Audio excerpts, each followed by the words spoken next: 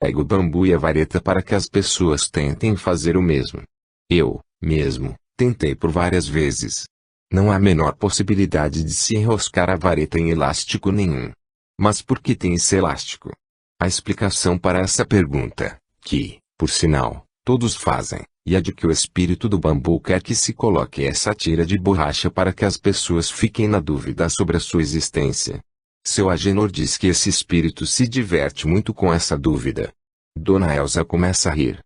Mas o segredo tem de ser esse elástico. Não é, Dona Elsa. O entalhe da vareta se localiza um pouco longe da extremidade da vareta. Não tem nada a ver com o elástico. Mas seu Agenor afirma que é um espírito que segura a vareta. Ele acredita nisso? Não. Depois de brincar com as pessoas, ele diz que tudo não passa de um truque, mas, ao mesmo tempo, diz que não pode revelar o segredo. Que esse segredo somente pode ser descoberto e não revelado. E daí as pessoas perguntam para ele o porquê. E ele? Seu Agenor sorri brincalhão, e zomba mais um pouco, dizendo que são instruções do espírito do bambu. E todos se divertem. E depois disso, já estou imaginando, ele oferece seus produtos para que as pessoas comprem. Isso mesmo. E muitos compram, não sem antes ouvir, de seu Agenor, variadas frases que ensinam sobre a vida e a felicidade. Sempre falando de Jesus e dos ensinamentos dos espíritos. Interessante esse homem. E é com esse dinheiro que ele ganha que consegue se manter. Quando não há algum albergue para dormir, ele paga um quarto ou pensão e, se não consegue um prato de comida, compra alguma coisa para comer. E pode, também, às vezes, se a distância é longa, comprar uma passagem de ônibus. E você não acha, Severino, que poderia seguir o exemplo dele?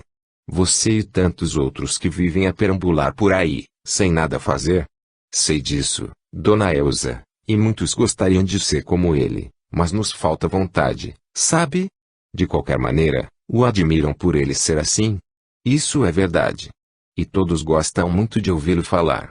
Sabe, Dona Elsa, todos que o ouvem, e eu pude ouvi-lo algumas vezes, sentem, naquele momento, enorme vontade de se modificar, de mudar de vida, mas depois que ele vai embora, tudo volta antigo e continuamos como somos. E por que é que nenhum de vocês caminha junto dele? Poderiam aprender muitas coisas. Isso não é possível, Dona Elsa. E por quê? Porque sabemos que ele gosta de seguir sozinho o seu caminho e também pensamos que ele quer que nós nos modifiquemos por nós mesmos. Entendo. Tudo bem, Severino.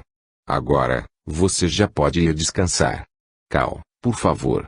O homem se aproxima e senta. Cal, esse é seu apelido, é, também, um andarilho que muito conhece sobre a doutrina espírita e que, às vezes, sente impulso de escrever, mediunicamente. Velho conhecido do centro, por diversas ocasiões mostrou escritos seus e Carlos, o presidente da instituição, que os considerou muito bons, tendo imprimido alguns deles para distribuí-los nas reuniões de passe, haja vista tratar-se de mensagens de otimismo e de ensinamento. E sempre que Cal tinha algum material, deixava-o com ele, para que os guardasse e não viesse a perdê-lo ou que os se estragasse em suas caminhadas. Desta feita, com Dona Elsa à frente do serviço de assistência a esses necessitados, Carlos delegou a ela essa função. Porém, numa das passagens de Cal pelo albergue, este lhe mostrou o início de uma comunicação, na verdade, a de um escravo que começava a descrever a sua própria desencarnação. Nessa ocasião, Dona Elsa, bastante impressionada com o teor dos escritos e, imaginando tratar-se de um futuro livro, resolveu falar com seu Haroldo, que administrava uma editora espírita. Falou com ele por telefone e enviou-lhe as primeiras páginas, combinando que o próprio Cal lhe enviaria as demais, pelo correio, porque não saberia onde ele poderia se encontrar quando os escrevesse. E, então, Cal tem enviado mais escritos para seu Haroldo. Oh, sim, Dona Elsa. Eu lhe enviei uma remessa, depois que a senhora remeteu aquele primeiro que lhe deixei. Logo mais, na próxima cidade, penso que conseguirei enviar outro. Pois vou lhe dar uma quantia em dinheiro para que você o remeta. Não é preciso, Dona Elsa. Eu me arrumo. Pois faço questão, Cal. Será uma ajuda. Deus lhe pague. Você é um homem muito bom, Cal. Não sou bom, não. Apenas sobrevivo e aceito fazer o que os espíritos me pedem. Deus o abençoe. Cal se retira e Dona Elsa comenta consigo mesma. A doutrina espírita, realmente, está cada vez mais conquistando o coração das pessoas. Primeiro Cal. Agora, esse seu Agenor. Mais um andarilho espírita. E faz palestras. 5. O apoio ao pai. Naquela mesma noite, Narciso reúne-se com Roberto e Mara e conta-lhes o ocorrido. A conversa com seu Haroldo e a ideia de fazer com que o pai venha a saber do interesse dos filhos, pelo menos o de conhecer um pouco sobre a doutrina espírita. E resolvem que, no dia seguinte, irão adquirir em uma livraria mais 2 exemplares daquela obra que o homem emprestou a Narciso, a fim de se inteirarem, realmente, sobre o assunto. Mara, então, se propõe a auxiliá-los em algumas dúvidas, pelo fato de já haver lido um pouco a respeito. E assim o fazem. Narciso parece ter se interessado bastante, pois percebe efetiva justiça nos desígnios do alto, através da reencarnação, e sente enorme satisfação em perceber que a vida, realmente, continua, e sobre a possibilidade do reencontro das pessoas que se amam. Alguns dias depois, os 3 irmãos se encontram reunidos na sala de estar, conversando sobre o que já leram e decididos a levar adiante o plano de fazerem o pai perceber que também se encontram interessados no assunto. Para tanto, deixa um dos livros sobre a mesa dizendo que se encontra à frente das poltronas que ocupam. O pai está para chegar. Mara, então, com outro exemplar em sua mão, comenta sobre um assunto que acha deveras interessante. Vocês já leram o que este livro diz a respeito do encontro espiritual entre um encarnado e um desencarnado, durante o sono, como tem acontecido com o papai? Já li, sim, Mara, responde Narciso. Ainda não cheguei nesse ponto, responde Roberto.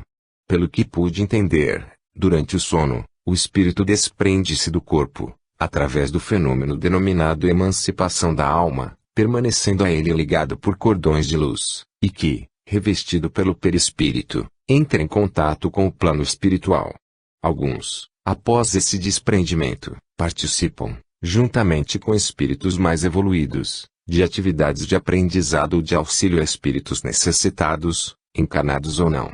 A maioria, infelizmente, ainda não consegue ter uma participação sublime, mas se tende a se encontrar com espíritos afins e, com eles, vivenciar procedimentos de diversas ordens de viciações e erros.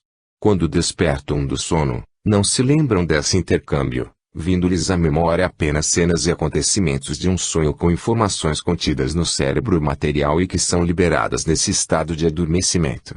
De outras vezes, o espírito, após acordar, chega a recordar-se vagamente de suas atividades extracorpóreas, porém, lembranças essas como que embaralhadas com as imagens do sonho cerebral, mais ligadas à vida cotidiana. São raros os casos em que o espírito consegue se lembrar total ou quase totalmente dos acontecimentos do plano espiritual. Que deve ser o caso de papai, que quase não se lembra do que fala com mamãe, mas sente que esteve com ela e desperta feliz com isso. Agora, uma pergunta, interfere Roberto, e quando nos desprendemos do corpo, quando nosso corpo adormece, encontramos somente com espíritos desencarnados ou, também, com outros espíritos que se encontram na mesma situação que nós, ou seja, dormindo? Pelo que já li, mais à frente, responde Mara Traço, os espíritos encarnados, quando libertos pelo sono, também se encontram e, muitas vezes, dirigem-se juntos ao encontro dos espíritos mais evoluídos, para aprenderem ou fazerem algum trabalho no bem, ou se juntam a espíritos do plano de lá em busca de prazeres, divertimentos, ou atos violentos de vingança contra espíritos encarnados, adormecidos ou não. E o que aprendemos do lado de lá, quando da emancipação da alma, ou seja, durante o sono, não nos esquecemos? Torna a perguntar Roberto. Nada se perde, Roberto. Podemos não nos lembrar, mas, por certo, assimilamos essa experiência em nosso espírito, influenciando nossos futuros atos, desde que tenhamos, realmente, aprendido. Nesse momento, chega o Dr. Nelson, trazendo uma pasta em uma das mãos e um jornal dobrado na outra. No meio dele, um livro. Boa noite, filhos. O que estão tramando, assim reunidos? Boa noite, papai, responde Mara. Estamos conversando um pouco e aguardando para o jantar. Gosto muito de vê-los dessa maneira. Todos juntos, complementa, colocando a pasta sobre um aparador e o jornal com o livro, debaixo dela. Caminha em direção aos jovens e senta-se em uma das poltronas. Nesse momento, ao cruzar as pernas para se colocar mais à vontade, seu olhar é atraído para o livro que se encontra sobre a mesa de centro. Será que esqueci esse livro aqui? Pensa assustado. Não, o meu está ali, no meio do jornal. Será que? Não. Tenho certeza de que ele está lá. E, num ímpeto, apanha o exemplar de sobre a mesa e pergunta: de quem é este livro? É meu, papai, responde Narciso. Mara também tem um. Também tem um lá no escritório, diz, por sua vez, Roberto. O homem olha para os filhos, sem nada a entender, e estes acabam até por se divertir com aquela situação que, sem querer, acaba se tornando hilária. Vocês três estão lendo o mesmo livro. E cada um tem um. Narciso ganhou um exemplar, começou a ler, achou interessante e acabou comprando um para mim e outro para Roberto, responde a moça. O Dr. Nelson fica alguns segundos sem saber o que dizer e acaba perguntando: e o que estão achando da leitura? Estamos muito empolgados, papai, responde Roberto. É um romance espírita e que, durante o desenrolar da aventura, traz um verdadeiro curso de espiritismo, pois aborda quase todos os assuntos dessa doutrina, de forma simples e bastante didática, sem ser cansativa e sem fugir do enredo da trama da história. Sei. E vocês todos estão interessados pelo espiritismo? Todos ao mesmo tempo? E por que não? O senhor também não está? Pergunta Narciso. O homem pensa um pouco e, desconfiado de que seus filhos já podem estar sabendo sobre o que lhe está acontecendo, responde, após se levantar e se dirigir até onde se encontra o jornal, retirando de seu meio o livro: estou, sim. E estou lendo, ou melhor, já estou relendo esse mesmo livro. Senta-se novamente e fica aguardando que um dos filhos tome a palavra, diante de tal coincidência ou de qualquer outra situação que esteja ocorrendo. Narciso não se contém e, para terminar com aquele mistério, resolve contar tudo, desde o momento em que seguiu o táxi, até a conversa que tivera com o presidente do centro espírita. Na casa dele, falei com seu Haroldo, papai, e ele me contou a seu respeito. Explicou-me algumas coisas e deu-me este livro. Conversei com Mara e Roberto e decidimos lê-lo para, se fosse o caso, e já decidimos que auxiliarmos o senhor nessa sua empreitada, nessa sua tarefa, sei lá o que possa vir a ser.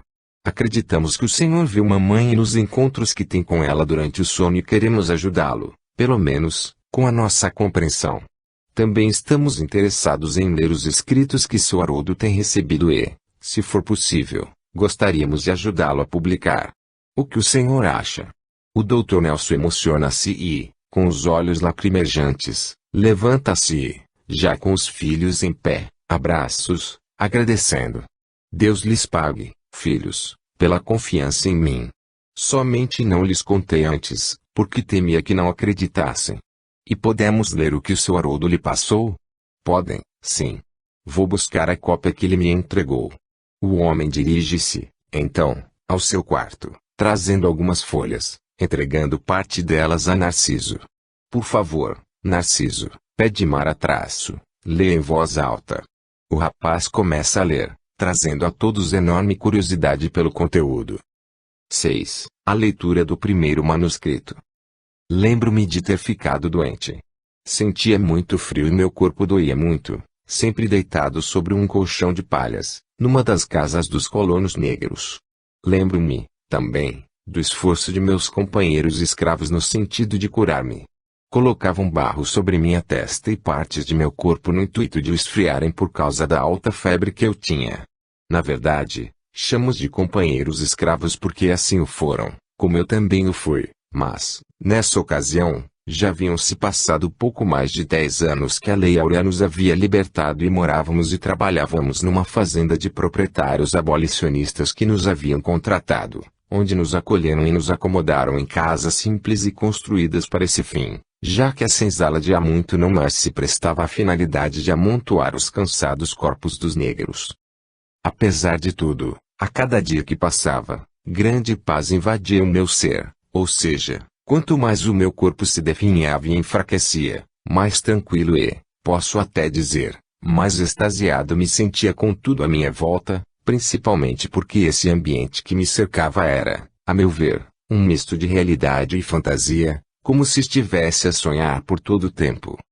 Às vezes, parecia estar ainda vivendo os tempos de infância e outros raros momentos de felicidade junto aos outros escravos.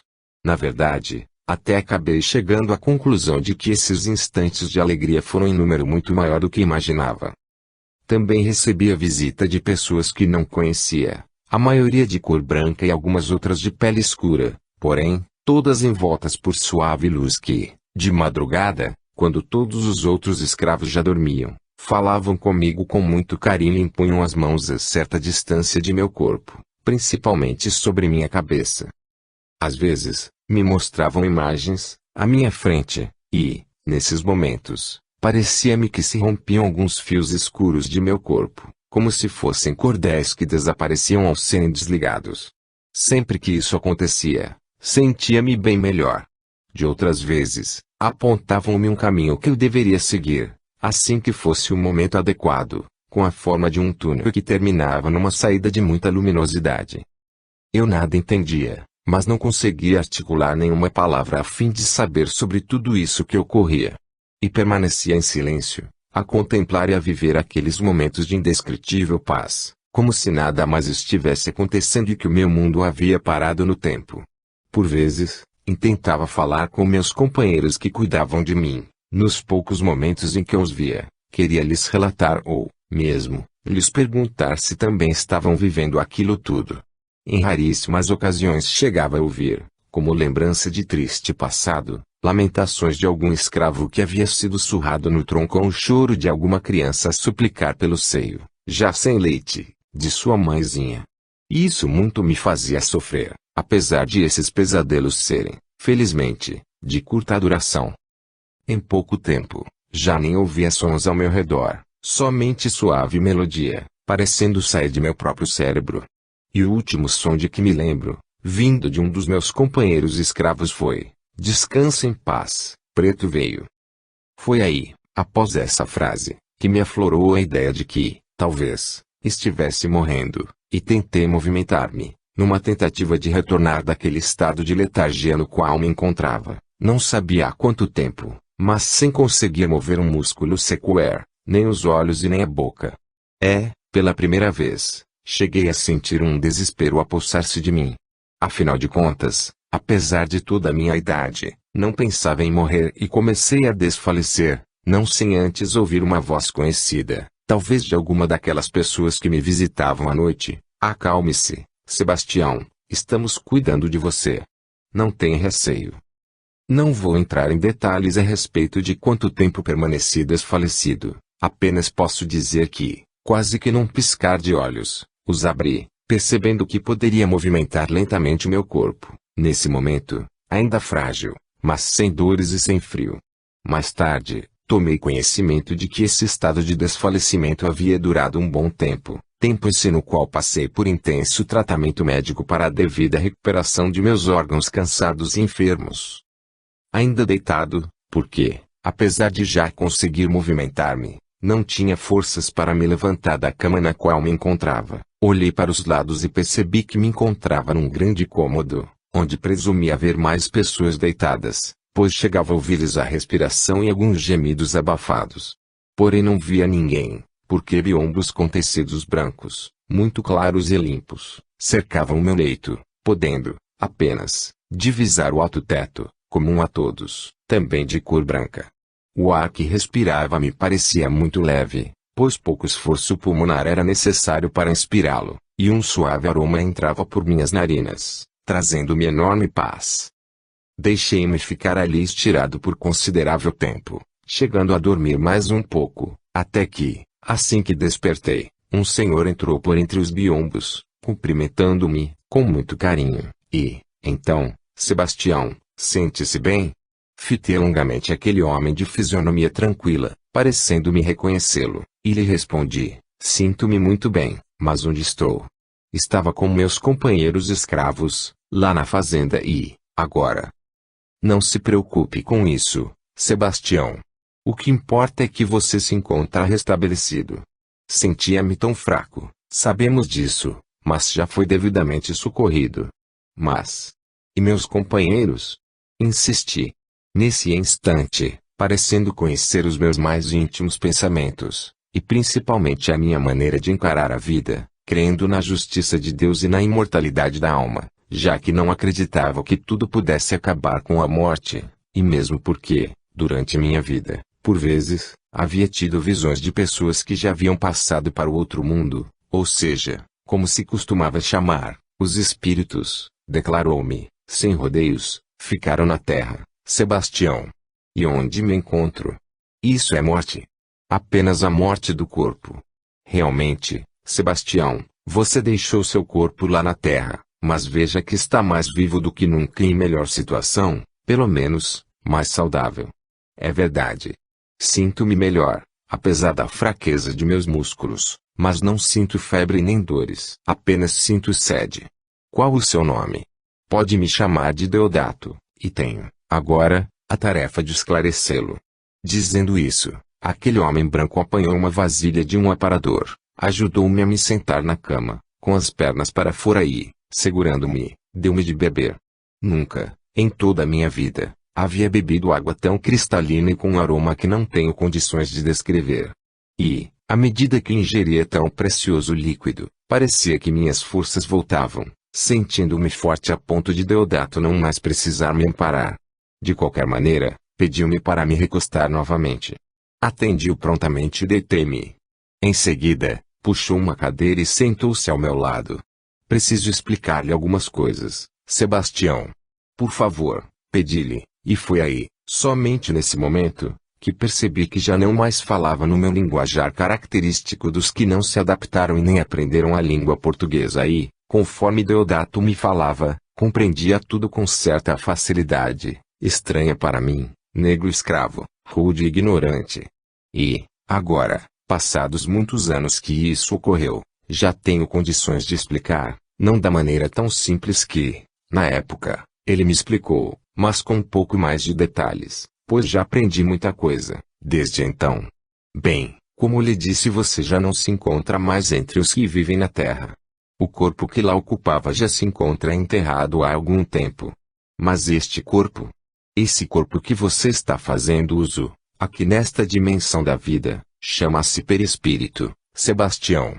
É o corpo que os espíritos continuam a utilizar quando não estão mais na Terra e retornam para a verdadeira pátria. Eu também utilizo um corpo como esse, e veja que nós podemos nos tocar. Agora mesmo, eu o amparei com as minhas mãos. Mas parece tudo tão real. E é real. E este é o pão que uso. Tão branco e limpo. Vejo, também, minhas calças, minha camisa e meu paletó pendurados naquele cabide.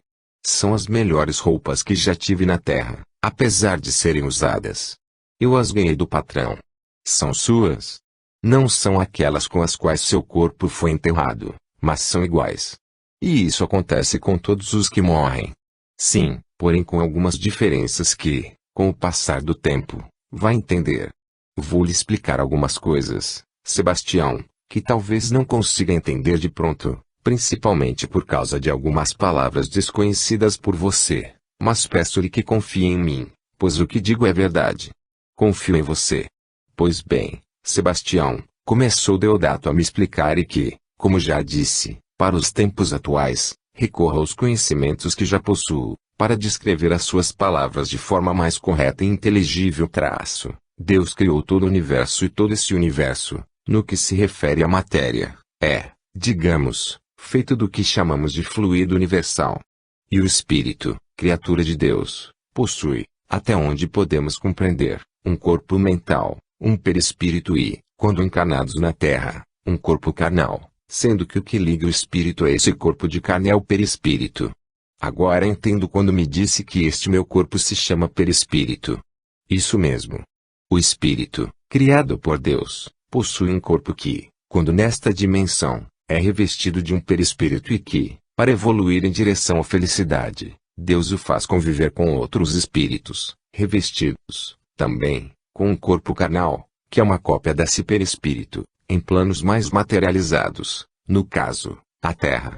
Tudo para que possam, através das dificuldades dessa matéria, aprender a amar uns aos outros e que, depois da morte desse corpo mais material, que não é eterno e se desgasta, retorne ao verdadeiro plano da vida. E que, depois de algum tempo, diferente para cada espírito, retorne ao plano material, reencarnando novamente, quantas vezes for necessário, para resgatar débitos com irmãos com os quais já conviveu livre da lembrança da anterior vida material para que possa continuar a aprender e evoluir. E isso não é castigo, mas aprendizado.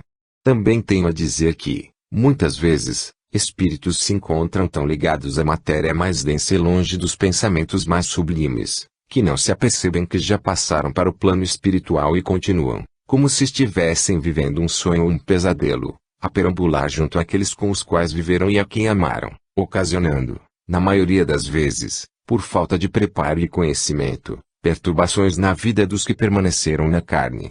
Continuam na terra, junto aos encarnados. Isso mesmo. Porém, com o tempo, após o trabalho incessante de espíritos do bem, são esclarecidos e trazidos para este plano. Por vezes, isso pode levar bastante tempo. Existem, também, Sebastião, espíritos que sabem que já deixaram o corpo físico, mas querem se vingar de encarnados e fazem de tudo para influenciá-los, através da intuição, a cometerem desatinos ou, mesmo, envolvê-los com seu ódio, o que não é de todo difícil, principalmente se esse encarnado possui a consciência pesada ou possui vibrações, pensamentos e, consequentemente, atos de natureza inferior. Alguns, ainda, já adquiriram certo grau de adiantamento e para que vem, sem nenhum transtorno.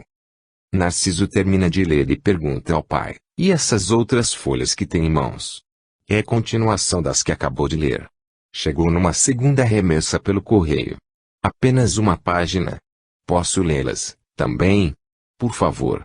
Narciso, então, passa a ler também em voz alta, para que todos ouçam a continuação da narrativa da conversa de Sebastião com o espírito Deodato, na verdade, o segundo manuscrito, e os espíritos que não ficam presos à terra, e vêm para cá.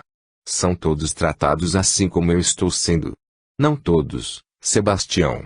Uns, como você, desprendidos das coisas materiais e de sentimentos de ódio ou vingança, vêm como você.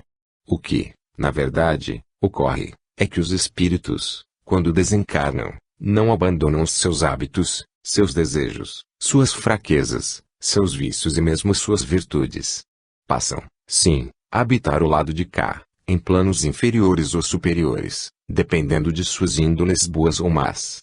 E convivem com seus afins, ou seja, convivem com os espíritos superiores ou inferiores, em lugares de aprendizado e de trabalho em benefício do próximo ou em lugares de sofrimento e trevas, geralmente escravizados a entidades malignas e inimigas do bem, que os fazem trabalhar em missões obsessivas aos encarnados.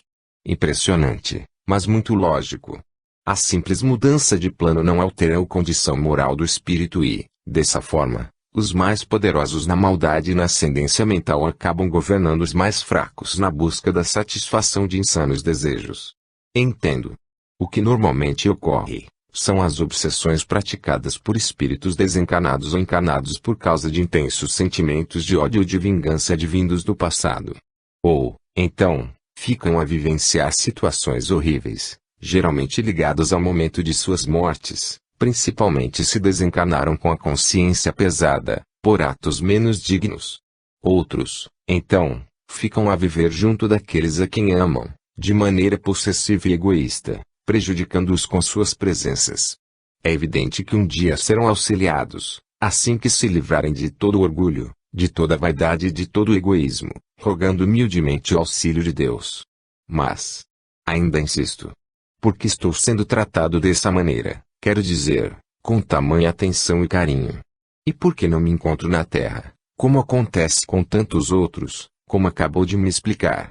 Como lhe disse, Sebastião, existem espíritos que, como você, não possuem problemas na transição, porque não se prenderam às coisas materiais do plano mais denso da Terra. Na verdade, não me prendi isso porque nada tive, a não ser a roupa do corpo e alguns poucos pertences de ordem pessoal. E isso não foi bom para você? Foi, mas e aqueles que possuem muitas coisas, propriedades, por exemplo? O fato de uma pessoa possuir muitos bens, não implica que ela seja prisioneira desses bens. Pode utilizá-los em seu próprio proveito e do próximo, na maioria das vezes, trazendo, em seu íntimo, a consciência de que tudo é um empréstimo da vida, um empréstimo do Criador, para que possa deles fazer uso, como um exercício de desprendimento material. Quando Narciso termina de ler, o pai, que havia ficado com outra folha nas mãos, diz: tenho aqui, também, uma orientação da mãe de vocês. Quando acordei, escrevi nesta folha para não esquecer. E qual foi essa orientação, papai? Pergunta Amara. Ela me pediu para que eu lesse, com atenção, o que este livro fala sobre fluido universal. Já li, e gostaria de comentar com vocês. Esta obra explica que toda a matéria do universo que Deus, nosso Pai, criou, é formada por um fluido universal que é a matéria-prima de tudo, até dos elementos constitutivos dos átomos, e que ele existe em várias dimensões. Estão me acompanhando? Sim, responde Roberto. Diz, ainda, que tudo que existe aqui na Terra, onde vivemos, possui uma vibração atômica própria, dentro de uma determinada faixa vibratória, e que a matéria nada mais é do que energia tornada visível. Conclui, então, que nossos corpos são constituídos por átomos que, por sua vez, são constituídos pelo fluido universal e que vibram numa faixa vibratória própria deste nosso plano. E que os espíritos desencarnados são revestidos de seus perispíritos que, por sua vez, também são constituídos por átomos formados pelo fluido universal, só que em outra faixa vibratória. Como se fossem dimensões diferentes. Podem ser chamadas dessa maneira. O que acontece, ou seja, a diferença entre um corpo material e um perispírito está apenas no que diz respeito à vibração própria dos átomos, ou seja, a parte material do plano espiritual também é constituída por elementos, só que numa outra faixa vibratória, e que nossos sentidos não conseguem perceber, a não ser através da mediunidade, mais precisamente da vidência. Entendi tudo, papai, diz Narciso. E posso deduzir, pelo que já li, que os espíritos que se encontram nessa outra dimensão podem nos visualizar. Isso mesmo, filho. E, agora, papai, o que pretende fazer? Pergunta Roberto. Bem, vou continuar estudando e ficar aguardando que seu Haroldo receba a continuação desta narrativa. Sinto-me bastante interessado nela. E como é esse encontro com mamãe, durante o sono? Pergunta Amara. É bastante real, filha. Sinto-me num jardim bem florido e bem cuidado, geralmente, à luz de um luar bem claro. Sento-me num dos bancos localizados ao longo de um caminho calçado e espero por ela. Após alguns minutos, ela surge ao meu lado e senta-se também. Quantas vezes vocês se encontraram? Por 5 vezes, Narciso. A segunda foi depois que conversei com o seu Haroldo e ele me emprestou alguns livros. Quando já me encontrava na metade da leitura deste aqui, foi que me encontrei com ela. E o que, mais precisamente, ela lhe disse? A única coisa de que consigo me lembrar foi quando a vi à minha frente e ela me falou para que eu procurasse por Haroldo. Não se lembra de mais nada, a não ser o encontro no jardim? Depois disso não me lembro de nada. Apenas que conversamos por algum tempo e desperto muito contente. A noite passada foi que aconteceu algo diferente e pretendo ir hoje ao centro para contar a Haroldo. E o que foi? Lembro de ter me encontrado com um preto velho. Possuía bigode e cavanhaque brancos, cabelos mais se parecendo a flocos de algodão, e cativante voz de timbre grave. Pai Sebastião? O da história? Pergunta Amara, entusiasmada. Penso que sim, apesar de que já nem sei se foi um encontro ou apenas um sonho. Ele apareceu quando eu havia acabado de me encontrar com a mãe de vocês. Nesse caso, consigo lembrar-me de suas palavras. E o que foi que disse, papai? Pergunta Roberto, curioso. Disse-me que havia sido escravo em encarnação passada e que tinha um débito para comigo e para com outros espíritos e gostaria muito de me ajudar nesta minha atual encarnação, mas que, para isso, necessitava que eu conhecesse a sua história e que não era por acaso que os manuscritos estavam vindo até as minhas mãos. E ele não lhe falou quem é que está escrevendo essas páginas? Pergunta Narciso. Ele está pretendendo escrever um livro, papai. Complementa Amara. Fiz-lhe essa pergunta e respondeu-me que o intuito principal não seria esse. Parece-me ter dito, também, que gostaria, em primeiro lugar, que eu tomasse conhecimento da doutrina espírita, que seria uma maneira de ver quitada essa dívida que tem para comigo e pretende que eu auxilie alguns outros espíritos que estiveram envolvidos conosco. Atualmente, reencarnados? Pergunta Roberto. Penso que sim.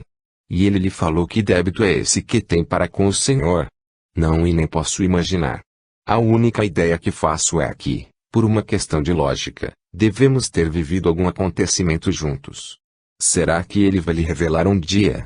Não sei. Na verdade, penso que, talvez, pouca coisa, porque pelo que já aprendi lembranças do passado, na maioria das vezes, não são nada agradáveis, porque estamos em constante evolução e que, obviamente, se ainda nos situamos neste mundo de provas e expiações, é porque bons procedimentos não tivemos em nossa vida pregressa. Papai, pergunta Mara Traço, dias atrás, o senhor me disse que estava muito preocupado com um conhecido, a quem devia muito. E, agora, esse espírito, pai Sebastião, lhe confessa dever muito ao senhor. Poderia nos contar a respeito dessa pessoa? Não poderíamos ajudá-lo a fazer alguma coisa? Não, filha. Eu me referi a algo que aconteceu há alguns anos de descobrir, agora, que esse meu amigo já faleceu, ou desencarnou. Mas o senhor devia a ele negócios, filha. Gostaria muito de não falar sobre isso.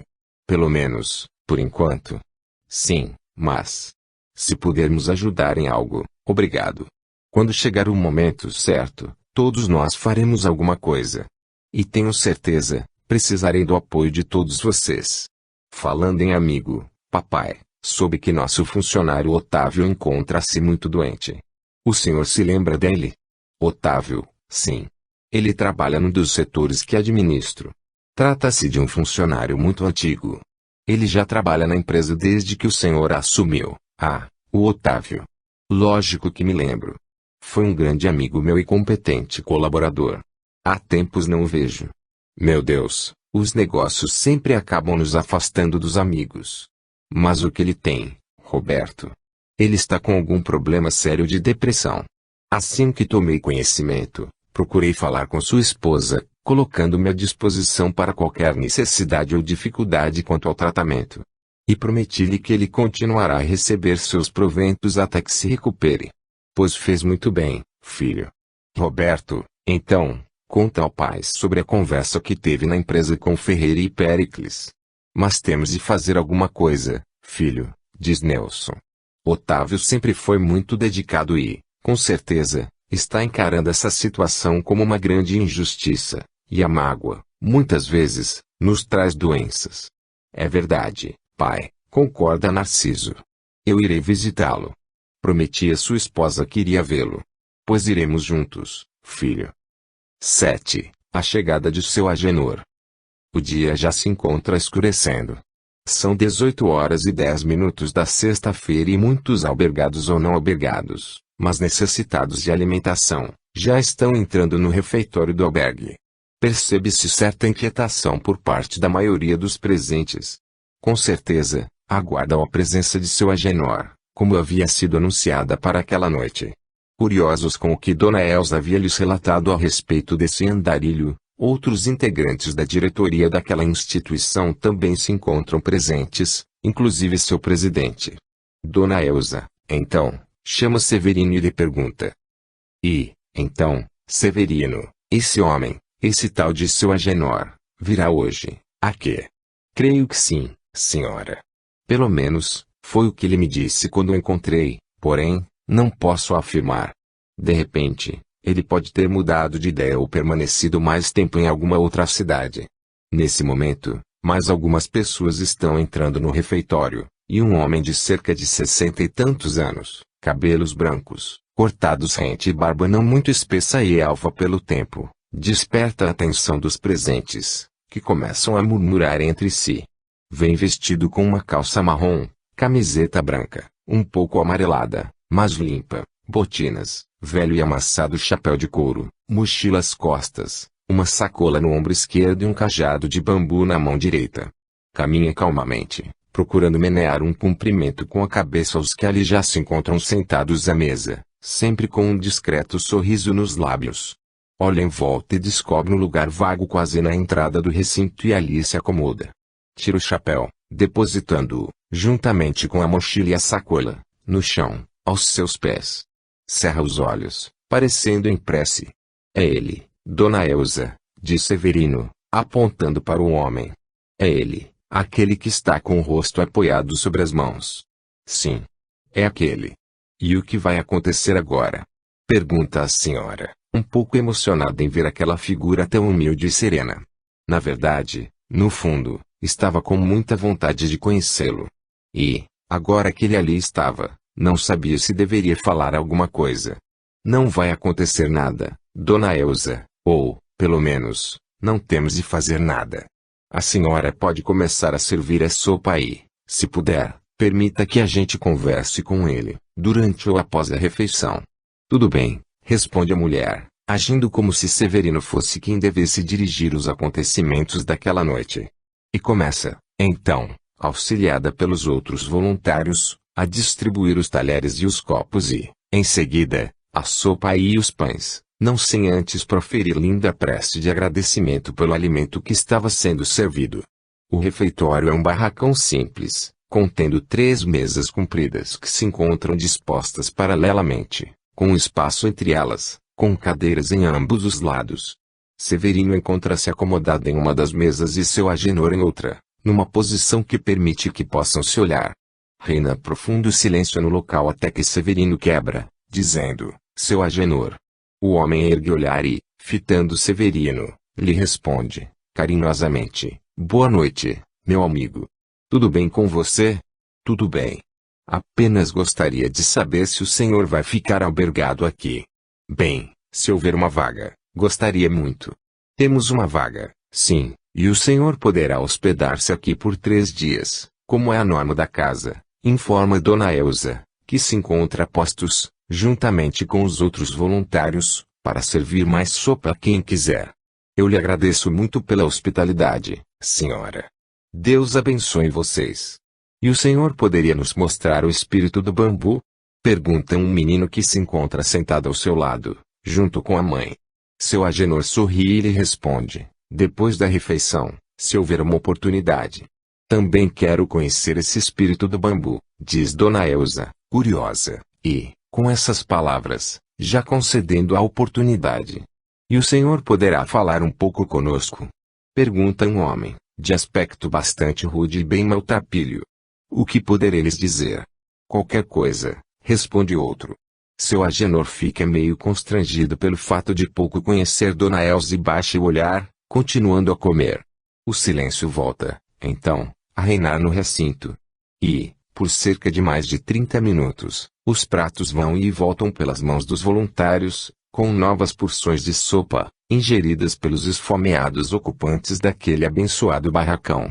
É, com certeza, a única refeição decente que aqueles seres recebem naquele dia. Depois, quando todos terminam, uma salada de frutas é oferecida. Mas, ao contrário do que acontece todas as noites, ninguém abandona o local, ficando todos sentados, à espera de algo que alguns nem sabem o que. Dona Elsa, então, após a retirada dos pratos vazios, talheres e copos das mesas, pelos trabalhadores da casa, que já os deveriam estar lavando, mas que permanecem também ali, fala diretamente ao homem, seu Agenor, gostaria que o senhor nos mostrasse o espírito do bambu porque, senão, ninguém irá embora e nem os pratos serão lavados hoje. E, nesse momento, dirige o olhar para os voluntários, que sorriem, achando graça da situação.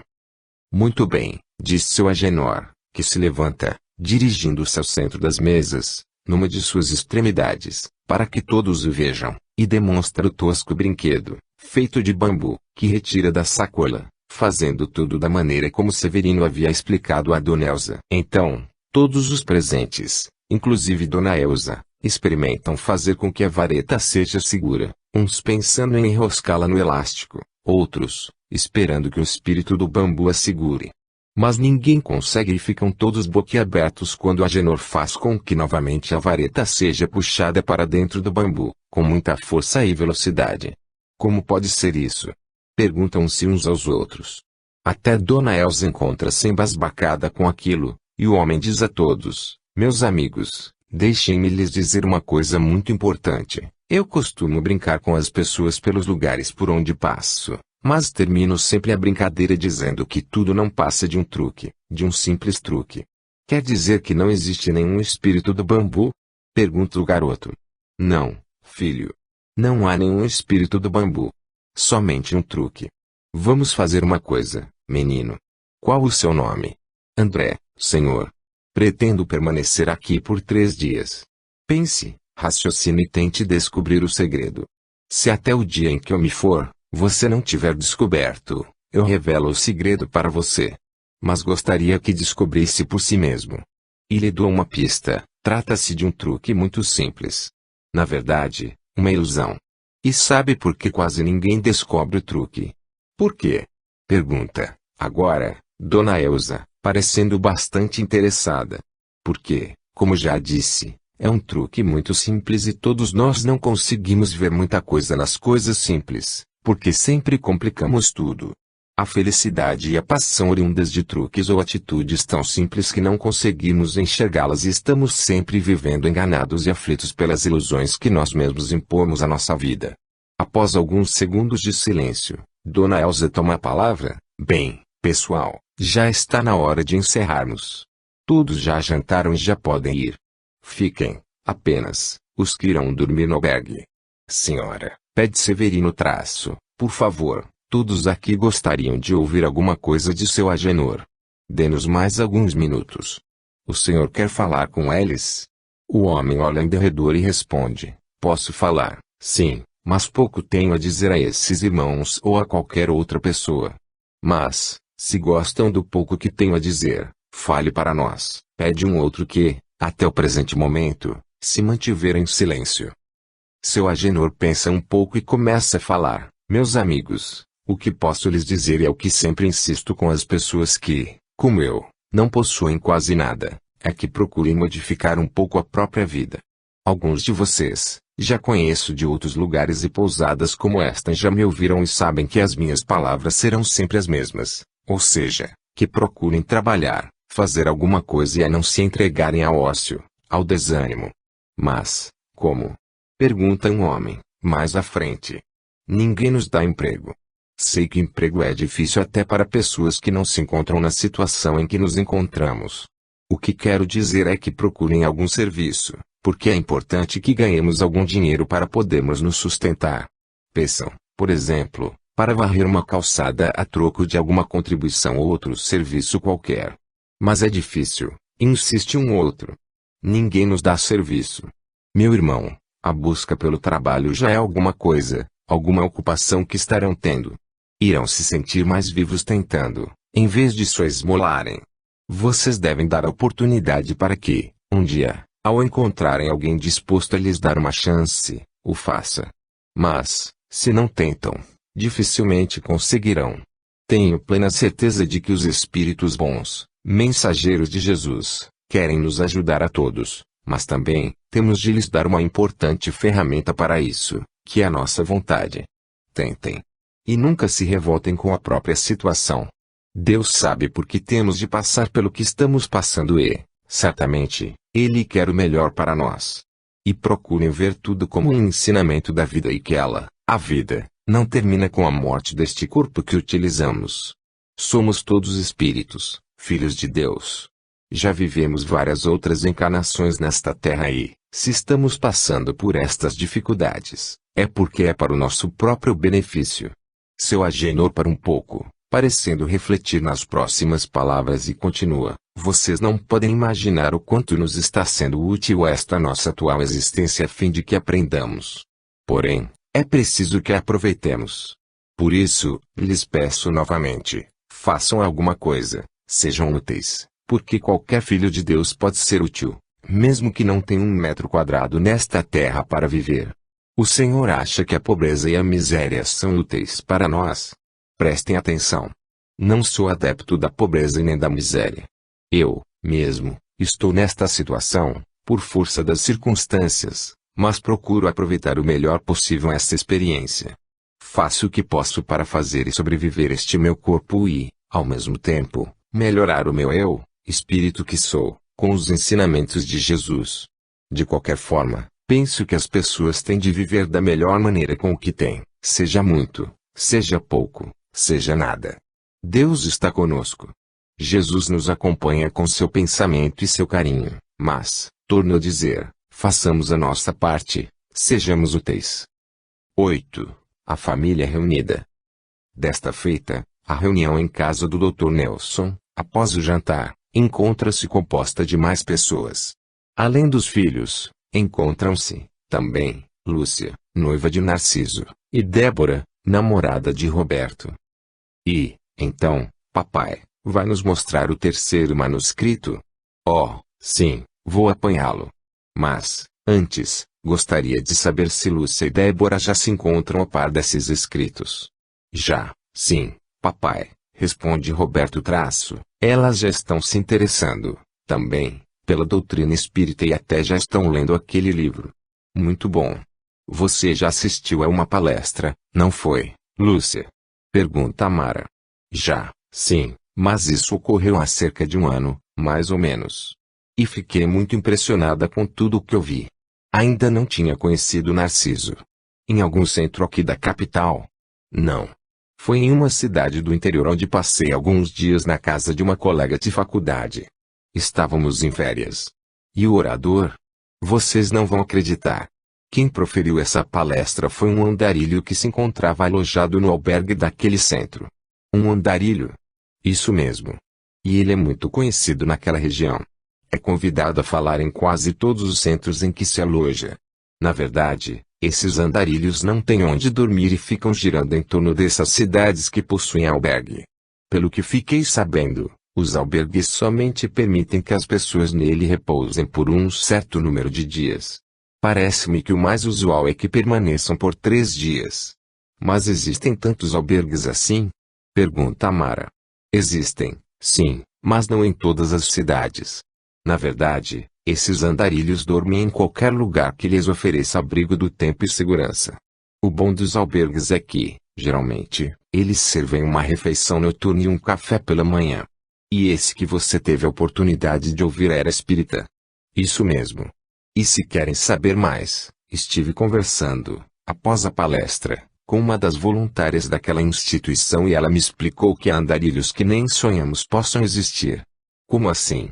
Ela me revelou que, durante os muitos anos que trabalha como colaboradora no albergue, já viu por lá passarem caminhantes que já exerceram as mais diversas profissões antes de caminharem pelas estradas, desde professores, até, acreditem se quiser, um médico.